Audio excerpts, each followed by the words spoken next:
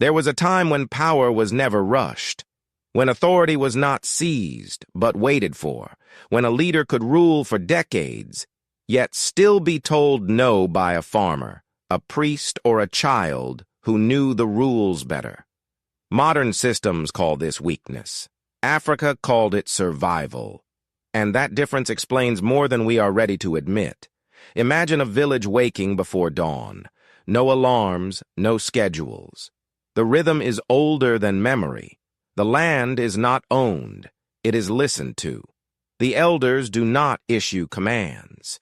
They interpret signs. A dispute breaks out, not in a courtroom, but beneath a tree whose roots remember every previous argument.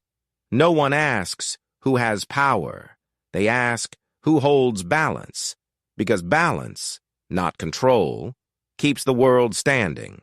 Here, knowledge is not stored in books. It moves through proverbs, rituals, silences, and pauses. It is carried by people who may never speak loudly, but are never ignored. This was not a lack of system. It was a system that refused to announce itself. Then comes the confusion. Modern logic looks at this world and sees inefficiency. Too many voices, too much ceremony, too much waiting. It assumes progress requires speed. That clarity demands hierarchy. That authority must be centralized, or chaos will follow. But here is the contradiction Africa understood early. The more power you concentrate, the less reality you can hear. Leadership, in many African societies, was intentionally fragmented, not because unity was impossible, but because unchecked power was dangerous. A king could be sacred and still removable. A priest could interpret the divine and still be corrected by the community. Nothing absolute was trusted to remain sane for long. Modern systems call this disorder. Africa recognized it as a safeguard. When this understanding was dismissed, something subtle broke.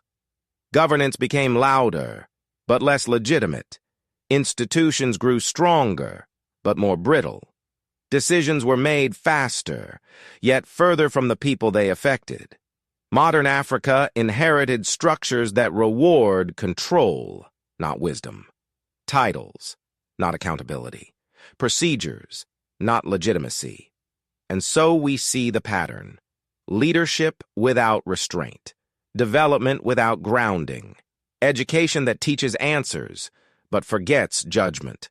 The cost is not only political, it is psychological. A generation taught to mistrust its own inherited intelligence.